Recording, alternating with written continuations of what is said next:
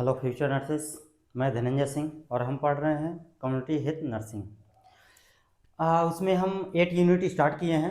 ये यूनिट इसीलिए स्टार्ट किया गया, मैक्सिमम क्वेश्चन इससे आते हैं और एग्ज़ाम आने वाला था, इसलिए हमने कहा कि इस यूनिट को कवर करते हैं। तो ये हमारा तीसरा लेक्चर है और आज हम पढ़ेंगे क्या, mode of transmission.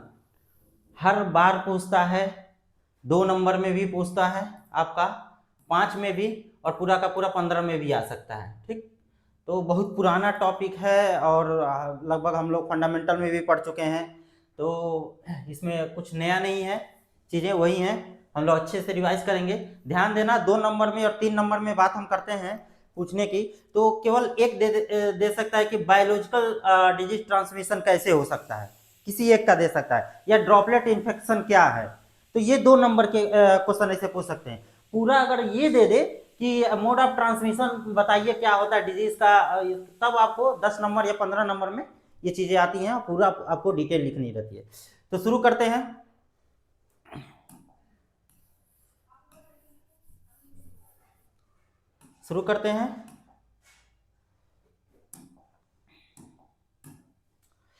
Communicable disease are the transmitted from the source of infection to susceptible individual of the many different way of the depending on the infection agent, portal of entry and local ecological condition। कहने का मतलब ये है कि जब कोई host है, host आपका, और एजेंट, ये आपका एजेंट, ठीक, तो एजेंट होस्ट तक आने में क्या किस किस माध्यम से जा सकता है। वेक्टर के फॉर्म में जा सकता है, व्हीकल के फॉर्म में जा सकता है, या डायरेक्ट कांटेक्ट में आ सकता है, डायरेक्ट कांटेक्ट से, या इनडायरेक्ट से जा सकता है। किस होस्ट की बात करते हैं हम? सस्पेक्टेबल होस्ट की बात करते हैं, सस्पेक्टेबल होस्ट की बात करते हैं। ये होता क्या है, हमने पिछली लेक्चर में हमने पढ़ चुका है। वह होस्ट, सभी होस्ट नहीं, वह होस्ट जिसकी इम्यूनिटी कमजोर हो, जिसकी इम्यूनिटी कमजोर हो और उस डिजीज के प्रति रेजिस्टेंट न पैदा कर पाता हो, ठीक, तो वही, उसी को हम सस्पेक्टेबल होस्ट बोलते हैं। तो वह agent virus, bacteria, protozoa, arthropoda, वह एजेंट जो होस्ट तक कैसे आता है, क्या माध्यम रहता है डिजीज फैलाने में, अपने को मल्टीप्लाई करने में, उसी को हम मोड ऑफ ट्रांसमिशन कहते हैं। तो कहने का मतलब यही है, पोर्टल ऑफ एंट्री, क्या उनकी एंट्री होती है, पोर्टल ऑफ एंट्री होता है, पोर्टल ऑफ एग्जिट और पोर्टल ऑफ एंट्री, कि उसी के बारे में हम बात कर रहे हैं। और ये कैसे होता है, ज्यादातर हम देखते हैं क्या, डायरेक्ट ट्रांसमिशन और दूसरा इनडायरेक्ट ट्रांसमिशन, ठीक। तो हमारा डेफिनेशन इंट्रोडक्शन वही था। अब इसमें हम ध्यान देंगे, ए आपका बी, इसमें डायरेक्ट कांटेक्ट ड्रॉपलेट इन्फेक्शन, ध्यान देना, ड्रॉपलेट न्यूक्लियाई और ड्रॉपलेट, इसमें जो आता है डायरेक्ट में और इनडायरेक्ट में, लोग कंफ्यूजन होते हैं। जब इसकी बात हम करेंगे डायरेक्ट ड्रॉपलेट इन्फेक्शन की, तो जब हम सिंपल से ऐसे समझते हैं, जो हम खांसते हैं, जो थ्रेप्ट निकलते हैं या फिर थ्रेप्ट निकलते हैं, वो जो होता है वो डायरेक्ट अगर कहीं कांटेक्ट में आ रहा है, ठीक, डायरेक्ट किसी के कांटेक्ट में आ रहा है, तो वो एक माध्यम हो गया इन्फेक्शन फैलाने का। ड्रॉपलेट न्यूक्लाई अगर इसकी हम बात कर रहे हैं, तो जो हमने खांसा, छींका, जो ड्रॉपलेट निकले वो क्या हो गए, सूख गए, ड्राइड हो गए, ठीक। ड्राई की अगर हम बात करें, अगर वो ड्राई हो गए, रेजिडुअल के फॉर्म में हो गए, ड्राई हो गए, तो वो जो चिपके रहते हैं, फिर जब हवा या फिर कोई और माध्यम मिलता है और वो फैल कर जाते हैं दूसरी जगह। इसमें डायरेक्ट आपका हो गया वो, ठीक, जब हम छींक रहे हैं, थोड़ी ही दूरी पे कांटेक्ट में है, ठीक, डायरेक्ट आपके एल्वुलाई में, नाक के रास्ते, मुंह के रास्ते, कैसे भी आपका चला गया, ठीक। लेकिन ये जो हम छींके हैं, जो भी आपका ड्रॉपलेट है इसमें, वो सूख गया है, ड्राई हो गया, ठीक, ड्राई हो गया। अब ड्राई होने के बाद हवा के माध्यम से, ठीक, हवा के माध्यम से या किसी भी व्हीकल के द्वारा अगर वो जाकर फिर से कहीं आपके एल्वुलाई में चिपक जाता है या फिर हुंड के रास्ते कहीं चला जाता है, ठीक, तो वो इन्फेक्शन। तो ध्यान देना बस ये चीज, ड्रॉपलेट न्यूक्लियाई समझ में आया, ड्रॉपलेट न्यूक्लियाई क्या होते हैं और ड्रॉपलेट इन्फेक्शन। बाकी यहां से डायरेक्ट कांटेक्ट हम लोग पढ़ेंगे, ड्रॉपलेट इन्फेक्शन पढ़ेंगे, कांटेक्ट विथ सॉइल पढ़ेंगे, इनोकुलेशन विथ स्किन और म्यूकोसा और ट्रांसप्लेसेंटल या वर्टिकल, इतने चीजें हम पढ़ेंगे डायरेक्ट में। तो पहले आएगा तो हम इंट्रोडक्शन लिखेंगे, ठीक। उसके बाद से इसको क्या करेंगे, क्लासिफाई करेंगे किसमें किसमें, डायरेक्ट और इनडायरेक्ट में। दूसरा हमारा पेज रहेगा यूनिवर्सिटी के कॉपी में, दूसरा पेज में ये लिखेंगे। उसके बाद से इनडायरेक्ट ट्रांसमिशन में आपका क्या आ जाएगा, व्हीकल के द्वारा, वेक्टर बॉर्न के द्वारा, मैकेनिकल के द्वारा, बायोलॉजिकल, ठीक, एयरबॉर्न, ड्रॉपलेट न्यूक्लियाई हमने समझ लिया, dust, fomite bomb and unclean hand and finger. तो इतने ये हमारे डायरेक्ट और इनडायरेक्ट होते हैं। शुरू करते हैं किससे, डायरेक्ट से। डायरेक्ट में क्या आता है, इन्फेक्शन में be transmitted by the direct contact from skin to skin, ठीक, mucosa to mucosa, mucosa to skin with same और अनदर। क्या बात करते हैं, सेम और अनदर, ठीक। यानी कि जब डायरेक्ट हम कांटेक्ट की बात कर रहे हैं तो यानी कि स्किन टू स्किन की बात कर रहे हैं हम, स्किन टू म्यूकोसा की बात कर रहे हैं। और उसके बाद से क्या था, सेमा म्यूकोसा, म्यूकोसा टू म्यूकोसा की बात कर रहे हैं। डायरेक्ट और immediate transfer of infectious agent bye touching, किसके द्वारा, touching, kissing, sexual intercourse, continue close contact, ठीक। इसके बाद से आता है large dose of the infection, जिसमें क्या क्या एग्जांपल हम रखेंगे, सेक्सुअल ट्रांसमिटेड डिजीज, क्योंकि आगे आपका सेक्सुअल इंटरकोर्स के माध्यम से एड्स आ जाएंगे, लेप्रोसी आ जाएगा, और उसके बाद से स्किन और ये लेप्रोपोरोसिस आ जाएगा, आपका ये आई इन्फेक्शन आ जाएगा, ठीक। तो इतने हमारे डायरेक्ट कॉन्टेक्ट में आएंगे। स्किन टू स्किन आ जाएगा, स्किन टू म्यूकोसा आ जाएगा। ड्रॉपलेट इन्फेक्शन की बात करते हैं। ड्रॉपलेट इन्फेक्शन में कुछ चीजें हैं कि जो ड्रॉपलेट है उसकी साइज मैटर करती है, कि कितनी उसकी साइज है, उसके बेसिस पे हम ड्रॉपलेट को क्लासिफाई करते हैं कि ये ड्रॉपलेट ही है। और ये क्या करेगा, नॉइज के रास्ते से फिल्टर हो पाएगा कि फिल्टर नहीं हो पाएगा, वो एल्वोलाई में जा सकता है कि नहीं जा सकता है, कि हमारे जो नाक में जो एयर होते हैं उससे वो फिल्टर कर देते हैं, ठीक। उसकी एक टेम्परेचर रहती है कि उस टेम्परेचर में ह्यूमिडिफाइड करते हैं तो फिल्टर हो जाता है, ठीक। तो उसी के बेसिस पे हम इसको अलग अलग कैटेगराइज करेंगे। The direct projection for spread droplet saliva and nasopharyngeal secretion, ठीक।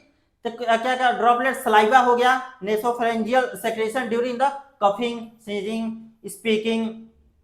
स्पीकिंग और द सराउंडिंग द एटमॉस्फेयर। इसमें क्या, spell droplet of the direct conjunctiva और रिस्पिरेटरी म्यूकोसा और स्किन क्लोज टू कांटेक्ट, जिसका डायमीटर, ध्यान देना, डायमीटर अगर 10 मिलीमीटर या ग्रेटर पार्टिकल, ठीक, are the filter by the noise, यानी कि इतने, ध्यान देना, 10 मिलीमीटर की बात कर रहा है या उससे ग्रेटर पार्टिकल, वो फिल्टर हो जाते हैं नॉइज के रास्ते, ठीक। लेकिन डायमीटर अगर 5 मिलीमीटर और less particle can be penetrate deeply and reach the, कहां चला जाएगा, एल्वोलाई। यानी कि अगर वो ड्रॉपलेट की साइज 10 है तो चलो ठीक है, फिल्टर हो गया, नहीं जा पाए, लेकिन अगर 10 से कम है तो वो तो चला जाएगा। उसी के बारे में बात कर रहे हैं। ड्रॉपलेट स्प्रेड ये 30 से 60 centimetre between the source and host, यानी कि होस्ट और सोर्स के बीच में कितना रहना चाहिए, तभी ये हो सकता है, ये आपका 30 से 60 सेंटीमीटर इतनी की ये आपका फैल सकता है। उसे रिस्पिरेटरी इन्फेक्शन हो गया आपका, और इरेप्टिव फीवर हो गया, कॉमन कोल्ड हो गया, डिप्थीरिया, ट्यूबरकुलोसिस, टीबी और हुपिंग कफ, ये इसके एग्जांपल हैं। Potential of the droplet spread the increase condition close proximity and the overcrowding, lack of the ventilation, यानी कि ये कह रहा है कि ये चीजें रोकी जा सकती है कहाँ, जहां बहुत ज्यादा भीड़ भाड़ हो उससे बचिए, दूरी बना के रखिए, अगर ऐसी है तो एक डिस्टेंस बना के रहिए, और जहां अच्छा आपका वेंटिलेशन नहीं है उसको सही करिए, इलाका वेंटिलेशन को अगर सही करेंगे तो ये चीजें हमारी सही हो सकती हैं, उसके बारे में बात कर रहा है, ठीक। कॉन्टेक्ट विथ सॉइल, अब मिट्टी के संपर्क में आने से, मिट्टी के संपर्क में आने से कौन कौन सा, हमने एग्जांपल भी पढ़ा था, hook worm, larva and tetanus. जाहिर सी बात है ये कहाँ रहते हैं, हमने पढ़ा था रिजर्वायर और रिसोर्सेस, यानी कि कुछ चीजों के लिए रिजर्वायर और रिसोर्सेस क्या हो जाते हैं, सेम हो जाते हैं। वो कौन सा था, टीटनस। टीटनस का जब हमने एग्जांपल पढ़ा था, तो वो मिट्टी में रहता है, अपने आप को मल्टीप्लाई करता है, अपने आप को ग्रो करता है। तो वही कर डायरेक्ट एक्सपोजर में अगर susceptible tissue to the disease agent of the soil, अगर सॉइल के कांटेक्ट में आता है, composite of the decaying after in which normally lead of the saprophytic existence, यानी कि सेप्रोफेटिक जो होते हैं उनके बारे में बात कर रहा है। एग्जांपल हम हुकवर्म, अब लार्वा याद करेंगे और टीटनस याद करेंगे, जो डायरेक्ट किससे फैलते हैं, सॉइल से। याद रखना, डायरेक्ट किससे, सॉइल से। आगे बढ़ते हैं। ये कह रहा है कि इसका सीधा सा सिंपल बात है, ये कैसे फैलते हैं, जैसे डॉग है, कुत्ता काट लिया किसी को, ठीक, अब वो इंजरी हो गया, यानी कि जो आपका टिश्यू है, जो आपका स्किन है, उसको फाड़ दिया, फाड़ने के बाद उसमें जो वायरस बैक्टीरिया एंट्री कर रहे हैं वो ये होता है skin and mucosa. Inoculation into the skin and mucosa, disease agent may be inoculation directly into the skin of mucosa, यानी कि डॉग, कुत्ता काटा उनको, उनके स्किन को फाड़ा, उसके बाद उसमें वायरस बैक्टीरिया इंटर किए, तो डायरेक्ट भी तो जा रहा है। तो उसमें कौन सा आता है, रेबीज वायरस की बात करते हैं, डॉग बाइट की हम बात करते हैं, ठीक। हेपेटाइटिस बी वायरस हो गया through out the contaminated needle and syringe, ये भी तो है, कंटामिनेटेड नीडल और सिरिंज को हम प्रिक करते हैं, यानी कि डायरेक्ट स्किन को फाड़ के और एंट्री कर रहा है वायरस बैक्टीरिया जो भी है आपका, तो इसके बारे में बात कर रहे हैं। क्लियर है।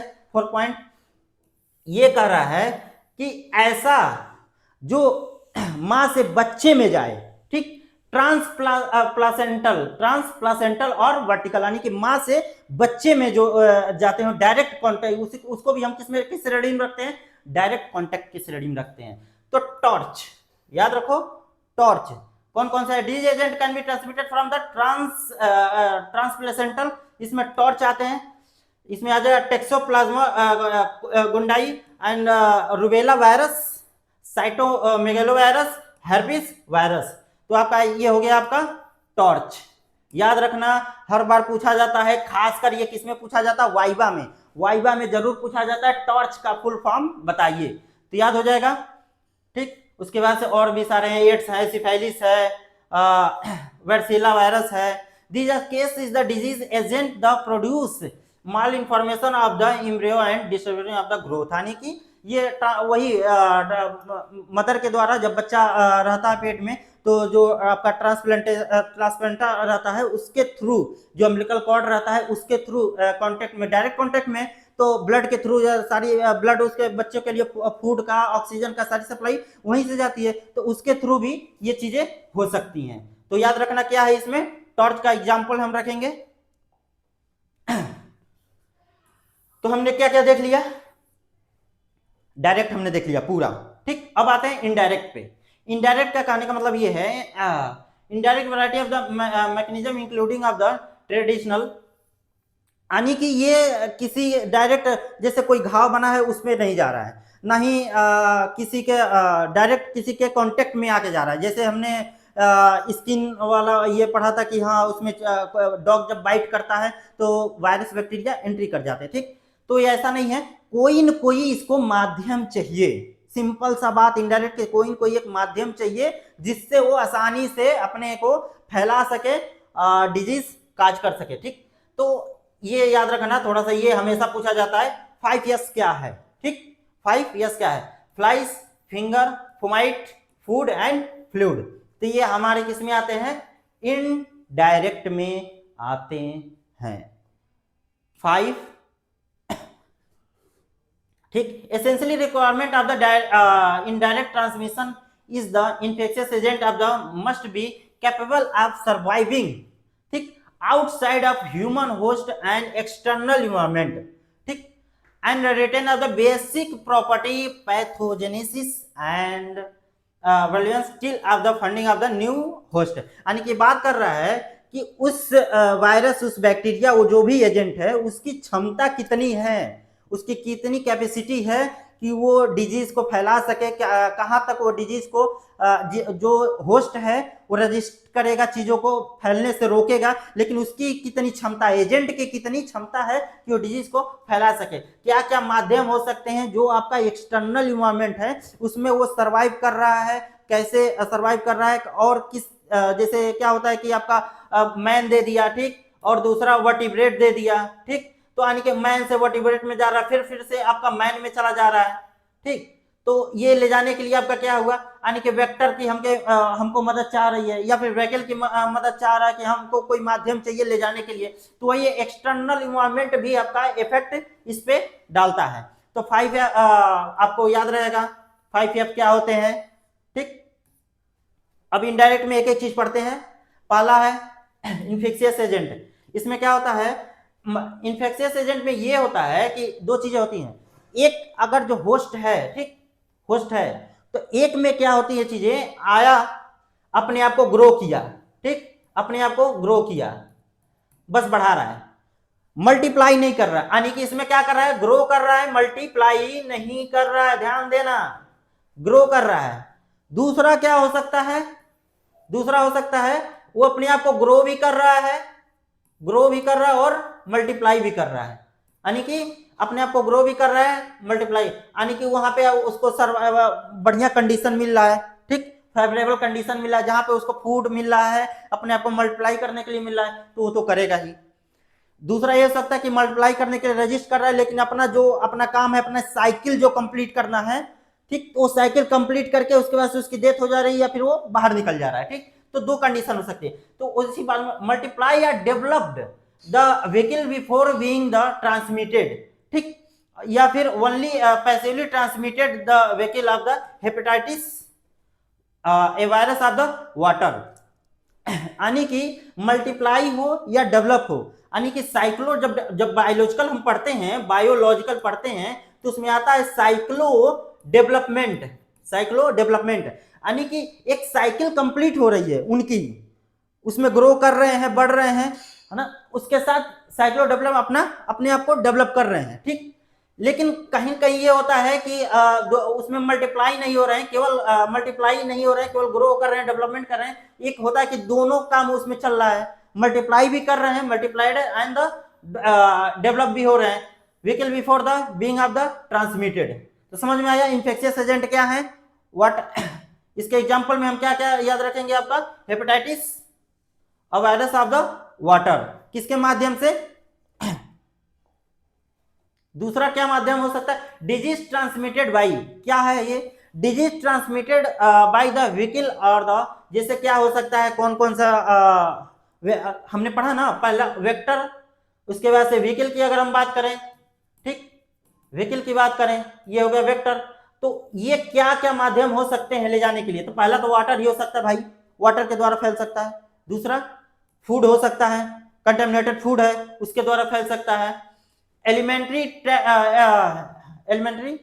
ट्रैक इन्फेक्शन, यानी कि जो एलिमेंट्री कैनाल होती है, ठीक, उसके द्वारा, जैसे एग्जांपल में क्या है, डायरिया है, टाइफाइड फीवर है, कॉलरा है, पोलियो है, हेपेटाइटिस ए है, फूड पॉइजनिंग है, ठीक। यानी कि अगर फूड की बात करें, वाटर की बात करें, कंटेमिनेटेड फूड और वाटर से आपका टाइफाइड फीवर, टाइफाइड हो सकता है, कॉलरा हो सकता है, डायरिया हो सकता है। तो पहला ये हमारा माध्यम हो गया, क्या हो गया, वाटर और फूड। तो पहले अगर डिजीज ट्रांसमिटेड में अगर हमें लिखना हो कि व्हीकल के द्वारा, व्हीकल के द्वारा याद रखना, व्हीकल के द्वारा, तो क्या हम लिखेंगे, वाटर और फूड। दूसरा क्या है, blood, blood hepatitis B, malaria, encephalitis, यानी कि ब्लड भी एक माध्यम होता है क्या करने के लिए, डिजीज फैलाने के लिए। सिंपल सी बात में ब्लड एक माध्यम है डिजीज फैलाने के लिए। इसके एग्जांपल क्या हो सकते हैं, ब्लड के द्वारा कौन कौन सा, हेपेटाइटिस बी फैल सकता है, मलेरिया फैल सकता है और सिफिलिस फैल सकता है।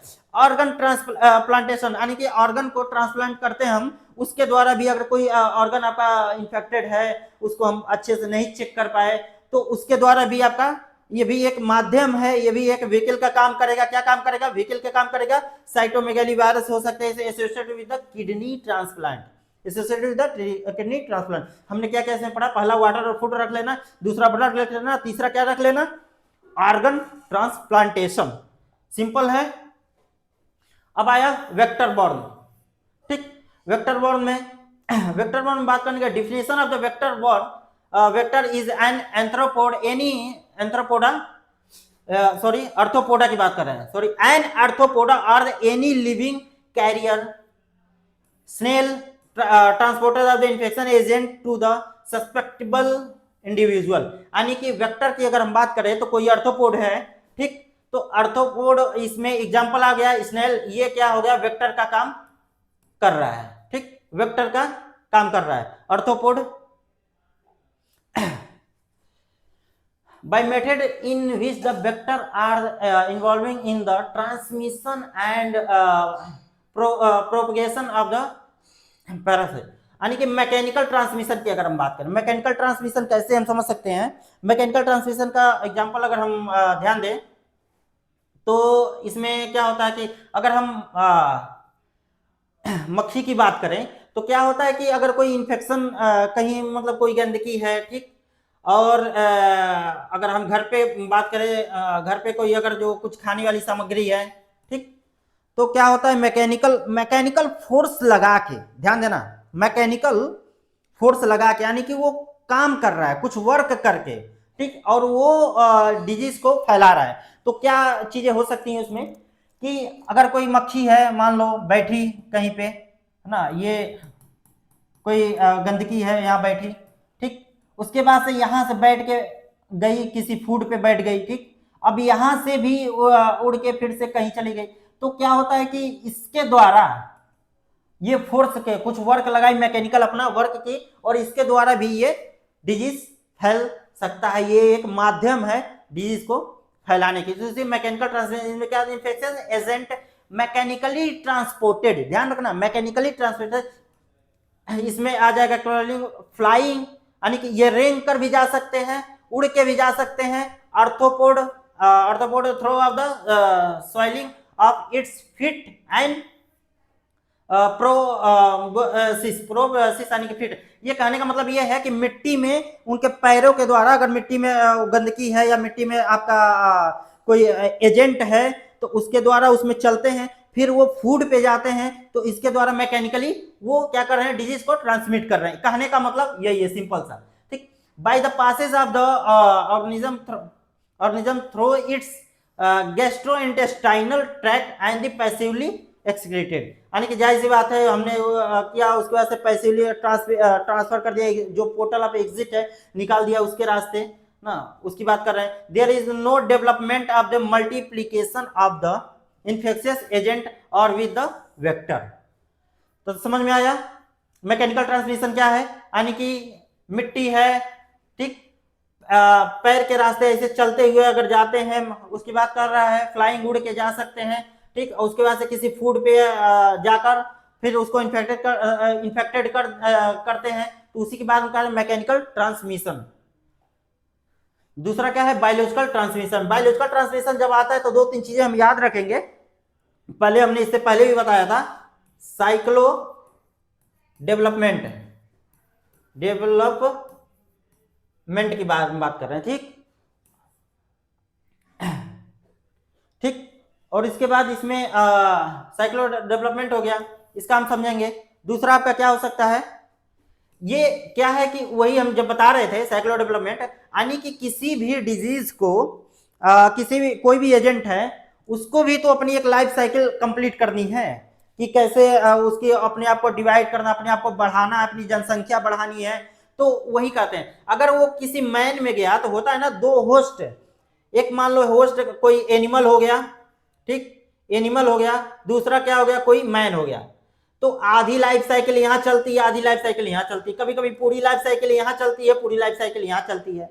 तो कहीं कहीं ये होता है कि इसमें क्या होता है, डेवलपमेंट करते हैं, इसी में ग्रो करते हैं, इसी में मल्टीप्लाई भी करने लगते हैं। यहाँ भी वही कंडीशन हो सकती है, यहाँ पे डेवलपमेंट कर रहे हैं, यानी कि बढ़ा रहे हैं अपने आप को, भोजन ले रहे हैं और ग्रो हो रहा है यहाँ पे और मल्टीप्लाई कर रहे हैं। तो साइक्लो डेवलपमेंट में यही होता है, यानी कि साइकिल तो कंप्लीट कर रहे हैं, साइकिल तो कंप्लीट कर रहे हैं हम, ठीक, डेवलपमेंट भी कर रहे हैं, लेकिन मल्टीप्लाई नहीं कर रहे हैं। समझ में आया? पहला बायोलॉजिकल में जब हम पढ़ेंगे, पहला यानी कि साइकिल तो कंप्लीट कर रहे हैं लेकिन मल्टीप्लाई नहीं कर रहे हैं, ठीक है। दूसरा क्या आता है, प्रोपगेटिव। इसमें क्या करता है ये, इसमें दोनों काम करता है, ध्यान देना, इसमें दोनों काम करता है। पहला क्या कर सकता है, डेवलपमेंट तो करेगा ही, ग्रो एंड डेवलपमेंट की बात करेंगे। दूसरा ये क्या कर सकता है, मल्टीप्लाई भी करेगा, मल्टीप्लाई भी करेगा। यानी कि बायोलॉजिकल में चीजें मतलब वो जिंदा है, ठीक, किसी ह्यूमन में है एंट्री कर, जैसे हम लोग उसका एग्जांपल पढ़ते हैं, मलेरिया का अगर एग्जांपल पढ़ते हैं तो उसकी लाइफ साइकिल चलती है, मैन में लाइफ साइकिल चलती है, आरबीसी में चलता है, उसका प्लाज्मोडियम के थ्रू चीजें फैलती हैं, तो कहीं कहीं उसमें लाइफ साइकिल वो अपना चला रहा है, तो एक साइकिल चला रहा है, ध्यान देना, एक साइकिल चल रही है। तो अगर साइकिल केवल कंप्लीट हो रही है तो साइक्लो डेवलपमेंट में आएगा, अगर तो साइकिल के साथ अपने आप को मल्टीप्लाई कर रहा है तो ये क्या आ जाएगा, प्रोपगेटिव में आएगा, ठीक। तो ये चीजें क्लियर रखना। The infectious agent undergo the replication और development both the vector and require and the incubation period before the vector can be transmitted. तो ध्यान रहा, जब बायोलॉजिकल ट्रांसमिटेड की बात करेंगे तो इसमें आपका ग्रो, डेवलपमेंट एंड मल्टीप्लाई वाली चीजें आती हैं, और ये रहा आपका cyclo development and propagative. Airborne and droplet of nuclei, यानी कि हमने पढ़ा था एयरबॉर्न ड्रॉपलेट के बारे में, हमने ड्रॉपलेट के बारे में शुरू में बताया था, तो उसमें और इसमें क्या अंतर है। Droplet of nuclei the type of particle, यानी कि इसमें 1 से 10 micron range that represent the dried and residual, इसी के बारे में बात कर रहे थे हम, ठीक, इसी के बारे में। यानी कि जब उसमें क्या था, डायरेक्ट जो हम छींकते थे, जो निकलती थी चीजें, ठीक, तो उसके थ्रू ही इंफेक्शन फैल जाता था, लेकिन इसमें ऐसा नहीं है। इसमें जो हमने छींका, जो निकाला, ठीक, वो क्या हो गया, सूख गया, वो क्या हो गया, सिंपल सी भाषा में सूख गया, ठीक, और वो सूखने के बाद कहीं पड़ा रहा हवा के रास्ते, एयर, अब देखना सारी डेफिनेशन इसी में है, सूख गया, एयर के रास्ते, एयर जब आया फिर इसको उड़ा कर लेकर गया और ये फिर हमारे एल्वुलाई में पहुंच गया। यानी कि हमने छीका, यहाँ कुछ दिन तक रहा, ये सूखा, सूख के फिर एयर के रास्ते, फिर फैल के हमारे नॉइज के रास्ते, रेस्पिरेटरी ट्रैक के रास्ते एल्वुलाई में पहुंच गया। यानी कि जब ड्रॉपलेट ऑफ न्यूक्लियाई की बात करेंगे तो ड्राइड की बात करेंगे हम, वो सूखा हुआ जो आपका जो हमें पार्टिकल निकल रहा है उसके बारे में हम बात करते हैं। The form of the evaporation of the droplet, coughing, sneezing, air generated of the purposefully by the variety of the atomizing device and aerosol। इसमें क्या होता है, also the form the accidentally microbiological and laboratories, इसमें ये कहना चाह रहे plant of the autopsy of the room, यानी कि जब क्या होता है कि जब हम कोई टेस्ट भी करते हैं, लेबोरेटरी में कोई टेस्ट भी करते हैं, तो वहां भी चीजें किसी का सैंपल हमने लिया, ठीक, हम कर रहे हैं, तो क्या होता है कभी काल अगर जो छूट जाता है चीजें तो वो भी ऐसे ही सूख गया, ठीक, काफी टाइम तक ऐसे रहा, कहीं पड़ा रहा, तो क्या होता है कि सूख गया और उसके बाद फिर से एयर के रास्ते या फिर किसी के माध्यम से, ठीक, या कोई आपका कॉटन हो गया या फिर कोई पेंसिल पेन हो गया, वहां पे टच हो गया, उसके साथ भी वो जा सकता है, और तो उसके बाद लगभग कई दिनों के बाद, सूखने के बाद भी वो क्या कर सकता है, डिजीज आपको आप में काज कर सकता है, वो बीमारी फैला सकता है। तो उसी के बारे में बात कर रहे हैं, तो हमें वहां भी ध्यान देना है। जब लेबोरेटरी टेस्ट करते हैं तो तमाम तरीके का सैंपल लेते हैं, स्पूटम का सैंपल लेते हैं, उसके बाद से हमें नॉइज से हम जो हमारे थ्रेप्ट होते हैं उससे सैंपल लेते हैं, तो बहुत सारी चीजें हैं उससे लेते हैं, तो वही चीजें तो है जो फैला रही थी। तो उसको जब लैब में हम टेस्ट करते हैं तो ज्यादा टाइम तक उसे छोड़ देते हैं, सूख जाता है, ठीक, उसके फिर से एयर के रास्ते या फिर किसी माध्यम से फिर से वो फैल सकता है और डिजीज फैला सकता है। तो उसी के बारे में बात कर रहे हैं। तो समझ में आया ड्रॉपलेट ऑफ न्यूक्लियाई के बारे में क्या हो गया, ड्रॉपलेट ऑफ न्यूक्लियाई किसे कहते हैं, और ये इसमें आता है एयरबॉर्न के में आता है, नहीं कि एयर के रास्ते फैलता है, वो जो सूख जाता है एयर के रास्ते एल्वुलाई तक जाता है, उसके बारे में बात कर रहे हैं हम। ड्रॉपलेट ऑफ न्यूक्लियाई में भी remain of the air born of the long period of time, जाहिर सी बात हमने बता दिया था, बहुत लंबे समय तक वो पड़ा रहेगा, ठीक, उसके बाद भी ये फैला सकता है, उसके अंदर सारी चीजें वैसे ही रहती हैं, some retaining of the other of losing of the infectivity float in the air and also disseminated air currently from the point to organ. And इसमें पार्टिकल की साइज क्या ध्यान देना, इसमें देना एक चीज है, पार्टिकल की साइज 1 से 5 micron easily drawn into the alveoli और द लंग में बी रिटेन देयर, यानी कि इसमें साइज याद रखना, उसमें साइज हमने देखा था क्या था, और इसमें 1 से 5 माइक्रोन की बात कर रहे हैं। एग्जाम्पल में याद रखना कौन सा, टीबी हो सकता है आपका, इन्फ्लुएंजा हो सकता है, चिकन पॉक्स हो सकता है, और मिजल्स हो सकते हैं, और भी सारे हैं। इसमें क्या क्यू फीवर है आपका, और टॉक्सिक एयर पॉल्यूटेंट हो गया इसमें, smoke of the air, pollution of the epidemic. ठीक, तो ये आपके एग्जाम्पल हो सकते हैं ड्रॉपलेट न्यूक्लियाई के, एयरबॉर्न के एग्जाम्पल याद रखना। ठीक, और बाकी हमने यहाँ पे चीजें क्लियर कर दी कि होता क्या है ड्रॉपलेट ऑफ न्यूक्लियाई। आगे बढ़े, डस्ट, लार्ज ड्रॉपलेट्स। जाहिर सी बात हम साइज पे ही, हमने कहा ना शुरू में कि साइज के ही माध्यम से हम चीजों को क्लासिफाई करेंगे, कैटेगराइज करेंगे। तो large droplet which the expelled during the talking, बात करते समय, coughing, sneezing, settle down of their the weight on the. जाहिर सी बात है ये कहना ये चाहता है कि जब साइज इसकी बड़ी है, ठीक, तो उसमें क्या है, उसका कुछ वेट होगा, तो क्या होता है कि सामने ना जाके वो नीचे गिरता है। ठीक, अब नीचे गिरता है, कभी क्या होता है पेशेंट में, जब पेशेंट बेड पे रहता है तो जब छींकता है, खांसता है, या फिर कोई भी उसको इन्फेक्शन, ट्यूबरकुलोसिस ही क्यों ना हुआ हो, या फिर कोई बॉडी फ्लूइड ही है, तो बेड पे या फिर उसके आसपास जो आर्टिकल रहते हैं, हम रखे गए रहते हैं, उसमें क्या होता है, साइड रील हो गए उसमें, तो वो नीचे उस पर चिपका हुआ रहता है। ठीक, क्योंकि क्या है इसमें हम बात किए हैं, इस पे आपका लार्ज ड्रॉपलेट्स है, लार्ज ड्रॉपलेट्स है तो ये ज्यादा दूरी तक नहीं जा सकता है, वहीं नजदीके ही गिरे रहेगा। ठीक, तो फ्लोर की बात कर रहे हैं, नीचे रहेगा, या कारपेट पे कह सकते हैं।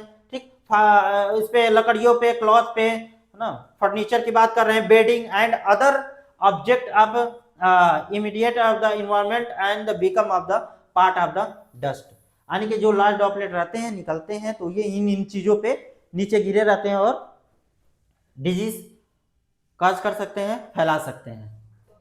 A variety of infectious agent found in the dust of the hospital ward and the living room, हमने बहुत बार देखा है ऐसे। ठीक, हॉस्पिटल में during the act of the sweeping, dusting and bed making, dust is the released into the air and become the once again airborne। यानी कि जब भी हम बेड मेकिंग करते हैं या फिर साफ सफाई करते हैं, तो उसमें हमको ध्यान में नहीं आता है चीजें कि हम उसके सफाई करते टाइम इतनी सावधानियों से नहीं सफाई करते हैं। जो नॉर्मल जो चीजें हैं, जो अच्छी हैं, उसको भी हम लोग क्या करते हैं, इन्फेक्टेड कर देते हैं। क्योंकि क्या है कि जब वो छोटे छोटे बताए तो हैं, जब ड्रॉपलेट होता है तो न्यूक्लियाई, ड्रॉपलेट न्यूक्लियाई बहुत छोटा सा है। ठीक, वो सूख गया, लंबे टाइम से कहीं पड़ा हुआ है, हम सफाई कर रहे हैं, तो फिर से हमने उसको साफ करते टाइम वो एयर में निकलता है और उड़ के कहीं और चला जाता है दूसरे के वहां पे, क्योंकि लंबे टाइम तक दिया, लॉन्ग टाइम तक दिया था कि वो रह सकता है। ठीक, तो उससे वो डिजीज काज कर देता है। तो वही बात कर रहे हैं, dust particle blow from the soil, wind of the fungal spore आपकी बात कर रहे हैं, और अदर इसमें streptococcal and staphylococcal infection of the tuberculosis and pneumonia, ये इसके एग्जाम्पल हैं। ठीक, तो डस्ट के एग्जाम्पल में हम अगर जो रखेंगे तो याद रहेगा हमारा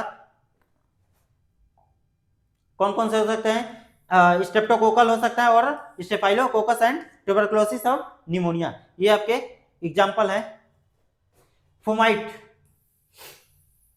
फोमाइट की बात करें हम, fomite are the inanimate article substance other than water and food. यानी कि ये क्या होता है कि अभी हमने उसी बारे में चर्चा कर रहे थे, केवल of infection agent of healthy as a person discharge. यानी कि जब हमारा एक वो एग्जांपल लेते हैं किसका, हॉस्पिटल का ही। ठीक, एक बेड है, ठीक, एक बेड है, पेशेंट है, इस पे लेटा हुआ है, इसके साइड में क्या है आपका, टेबल है, इधर क्या है आपका, फ्लूइड स्टैंड है यहाँ पे। ठीक, इस पे क्या है आपका, बेडशीट है, इधर क्या है, साइड रील है। ठीक, इधर क्या है, साइड रील है। अब क्या होता है कि जब भी ये थ्रेफ्ट करता है, या फिर कहीं बाहर से भी, यहां से इसकी एग्जांपल है, कहीं बाहर से भी चीजें अगर आती हैं, तो ये जो इसके पे बेडशीट लगी हुई है, ठीक, इस पे आके क्या होता है, वायरस बैक्टीरिया चिपक जाते हैं। ठीक, वो चाहे ड्रॉपलेट न्यूक्लियाई के बारे में बात करें, या फिर वो डस्ट हो, या फिर लार्ज मतलब बड़े साइज में ड्रॉपलेट हो। ठीक, तो वो क्या होता है, इन चीजों पे आके वो चिपक जाते हैं। ठीक, चिपक जाते हैं। अब ये जो पेशेंट है, इसको जो भी डिजीज हुआ हो, नॉर्मल कोई भी फीवर हुआ हो, या फिर कोई आपका हेडेक हो, मतलब नॉर्मल किसी ऐसे बीमारी के लिए एक दो दिन के लिए एडमिट हुआ था। ठीक, या फिर फ्लूइड लॉस ज्यादा हो गया हो। ठीक, अब क्या हुआ कि अब इसमें था तो ये नॉर्मल, लेकिन जब इसमें और सारे वायरस बैक्टीरिया, जैसे ट्यूबरकुलोसिस का ये कहा जाता है हॉस्पिटल एक्वायर्ड इन्फेक्शन की अगर हम बात करें, तो पेशेंट आया था तो किसी और कंडीशन से। अब इतने सारे चीजें इसके आसपास हैं और इसकी सफाई अच्छे से नहीं हो रही है, तो ये सब क्या होता है, बेडशीट पे आपको आके तो गिरा हुआ है, नहीं हम सही से देख पा रहे हैं, नहीं सफाई हो पा रही है, तो उसके द्वारा ये पेशेंट जो है, ये होस्ट, ये एक तरीके का होस्ट है, और इसको क्या हो सकता है, ये सारे माध्यम बन जाते हैं इसको डिजीज कॉज करने के लिए।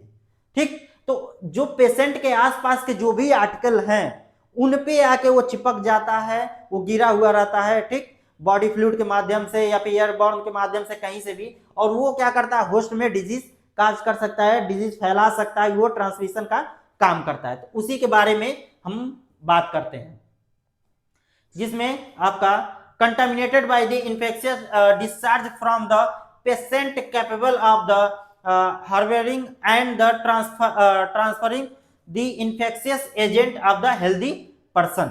यानी कि हेल्दी पर्सन तो था वो, ठीक, सही था, नॉर्मल सी फीवर, नॉर्मल सा डिहाइड्रेशन की वजह से भर्ती था, लेकिन जो उसके आसपास के जो भी आर्टिकल थे वो सही नहीं थे, वहाँ पहले से या फिर उसी टाइम पे आके फॉर्मेट के द्वारा एक इनडायरेक्ट तरीके से आके उसको डिजीज फैला देते हैं। तो उसी के बारे में बात कर रहे हैं हम। फॉर्मेट रहता है इंक्लूडिंग द सॉलिड क्लॉथ, ठीक, टॉवेल हो सकता है, लिनेन हो सकता है, ध्यान देना यहाँ पे वही बात हम बात कर रहे थे, लिनेन हो सकता है आपका, ठीक, हैंडक्राफ्ट हो सकता है, कप हो सकता है, स्पून हो सकता है, बुक हो सकता है, टॉय हो सकता है, ग्लास हो सकता है, डोर हैंडल हो सकता है, सिरिंज हो सकता है, instrument and the surgical and dressing. तो ध्यान रहा, उधर भी सारी चीजें हमने बताया था। एक पेशेंट है, पेशेंट लेटा हुआ है, उसके साइड रील है, वहां पे कार्डियक टेबल भी रखा है, या फिर बेड साइड टेबल रखा हुआ है, आईवी फ्लूइड स्टैंड है, उस पर बेड लगा हुआ है, बेडशीट लगा हुआ है, इतनी सारी चीजें वही तो आ रही है। क्लॉथ, उसके कपड़े हो सकते हैं, टॉवल हो सकते हैं, लिनेन हो सकता है, आपका कप हो सकता है, स्पून हो सकता है, बुक हो सकता है, टॉय हो सकता है, ड्रिंक हो सकता है, ग्लास हो सकता है, डोर हो सकता है, हैंडल हो सकता है, सिरिंज हो सकता है, instrument and the surgical dressing के बारे में बात कर रहे हैं। तो ये सारी चीजें उसमें आ सकती हैं। क्लियर रहा? फुमाइट किसे कहते हैं? ठीक, अब इसमें आपका एग्जाम्पल में डिप्थीरिया, टाइफाइड फीवर और डिसेंट्री के बारे में बात कर रहे हैं, hepatitis A and skin infection, I and skin infection. अब इसमें ध्यान देना, ये ऐसे चीजें हैं जो हमने डायरेक्ट वाले में भी देख रहे थे, डायरेक्ट वाले में भी चीजें आ रही थी, जैसे टाइफाइड फीवर हो गया, स्किन इन्फेक्शन हो गया। ठीक, तो क्या है कि मतलब पेशेंट है और ये सारी चीजें तो उस पर लगी हुई हैं, तो ये उसके कांटेक्ट में स्किन है, स्किन के डायरेक्ट कांटेक्ट में आ रहा है, तो वही सारे एग्जांपल इस पे करने का मतलब है। ठीक है, ये है, ये हम तो लोग शुरू से पढ़ते आ रहे हैं, अनक्लीन हैंड एंड फिंगर। अगर जो हाथ आपका हैंड हाइजीन अच्छे से नहीं है तो डायरेक्ट और इनडायरेक्ट चीजें फैल सकती हैं, डिजीज, तो इसी बारे में बात कर रहे हैं। Hand most of the common medium of the which the pathogenic agent are the transfer to the food from skin, nose, bowel और the other food. Transmission of the take of the place directly hand to mouth. दूसरा indirectly भी फैल सकता है, जिसमें आपका staphylococcus आ गया, streptococcus infection आ गया, टाइफाइड फीवर आ गया, हेपेटाइटिस ए आ गया, और इंटेस्टाइनल पैरासाइट आ गया, एस्टाइटिस। ठीक, तो ये सारी चीजें थी इसमें unclean hand and in finger में। तो हमने डायरेक्ट और इनडायरेक्ट सारी चीजें कंप्लीट कर ली। ये हमारा इतना रहा। इसमें क्वेश्चन हमने बताया भी है आपको कि किस तरीके का क्वेश्चन आता है, ठीक। जैसे अगर 2 नंबर में अगर इसको पूछना है, बहुत बार ऐसे करके पूछता है, तो सीधे दे सकता है क्या, 2 नंबर में डायरेक्ट कांटेक्ट के बारे में बताइए, ठीक, डायरेक्ट कांटेक्ट के बारे में पूछ सकता है।